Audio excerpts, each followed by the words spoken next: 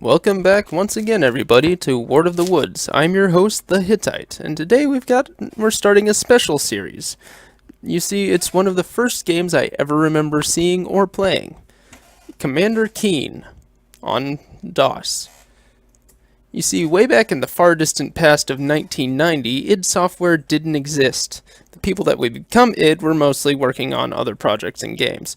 When one of them, I don't remember names, figured out code that would let people play side-scrolling platformers on the PC, or let the software process the graphics. That hadn't been possible up to that point. Originally, they'd planned to make a version of Mario for the PC, but Nintendo wasn't interested, so they made their own company, made their own game, and got Apogee to distribute it. And the result was this, Commander Keen. Let's look at the story real quick. Billy Blaze, 8-year-old genius, working diligently in his backyard clubhouse, has created an interstellar starship from old soup cans, rubber cement, and plastic tubing.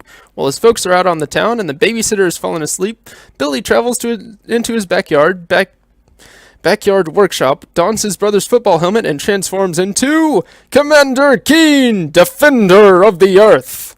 In his ship, the Bean with Bacon Mega Rocket, Keen dispenses galactic justice with an iron hand. Episode 1 of the trilogy, Marooned on Mars. In this episode, aliens from the planet Vorticon 6 find out about the 8-year-old genius and plan his destruction. While Keen is out exploring the mountains of Mars, the Vorticons steal vital parts of his ship and take them to distant Martian cities. Can Keen recover all the pieces of his starship and repel the Vorticon invasion? Will he make it back before his parents get home? Stay tuned. The Bean with Bacon Mega Rocket was constructed from objects around the house that you have modified into starship parts.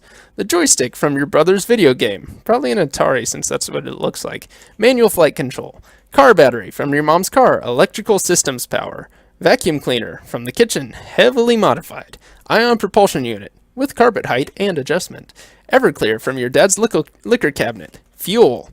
Vorticons have taken these pieces to the far reaches of Mars and are guarding them. You must find the members of this Vorticon outpost and wrest the parts back from their wicked, clawed hands. Some background on Mars.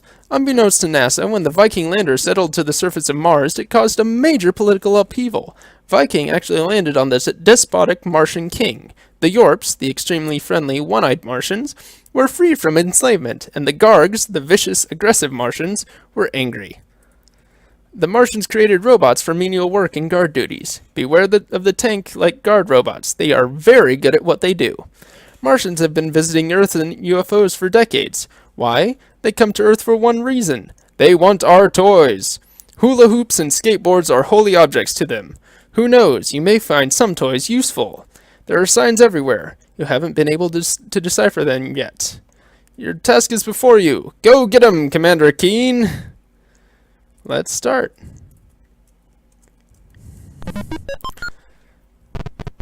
I apologize for the lack of music and the kind of terrible sound. This is a very early attempt. It gets a lot better with later ones. That down there is a Yorp. They're mostly harmless, but they can shove you around a little bit, unless you stomp on their heads, which knocks them out for a little bit.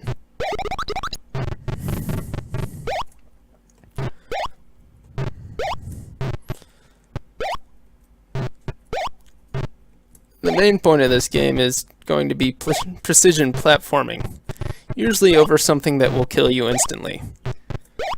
Unlike Mario with a Mega Mushroom or Sonic with rings, Keen can only get hit once before he, well, dies. What Keen has over Mario or Sonic, though, is, wait for it because I need ammo, a gun! Yeah, like, actually, when did Shadow the Hedgehog come about? 2000s at least. But well before Shadow the Hedgehog had a gun, Commander Keen had one. I mean, it's a ray gun, but it's a gun! That was just the first level. Give you an idea of the dangers and fairly easy.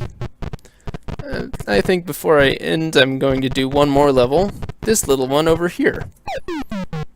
Because there's the pogo stick. Probably the most iconic item from the entire game series. Because it allows me to jump twice as high. And incidentally, twice as far. Like onto these invisible blocks right here. Or not so invisible, you can see their corners. The problem with the pogo stick is it's a little hard to control once it starts moving. And that up there is a Garg. They're dangerous, but easy to shoot. Yeah.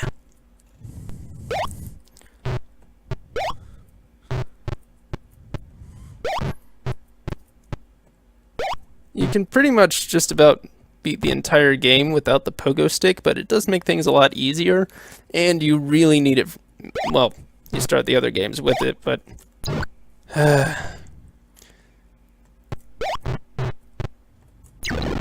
there's only 2 buttons to control jumping and shooting and everything. One button jumps, another button does the pogo stick, and a third, and pushing them both together shoots the ray gun. It's a little confusing, and it's made better for later games, but for now, we'll have to make do with shooting a bunch while we're jumping on accident. Anyway, that's the second level. Those ones that look like domes or pyramids or something, those are pretty much always optional, but they will often give you hints about other levels.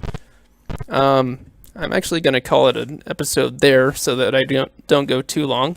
Thanks everyone for watching. I'll be sure to get back to this too, and I hope you all enjoy it because this really is one of my favorite games. If you enjoyed this video, remember to like it. If you didn't enjoy the video, leave a comment, or if you did, or just want to give me some advice, or talk to me, or say my face is stupid. And remember to subscribe if you want to see more from us. Thanks for watching, everyone. Bye-bye.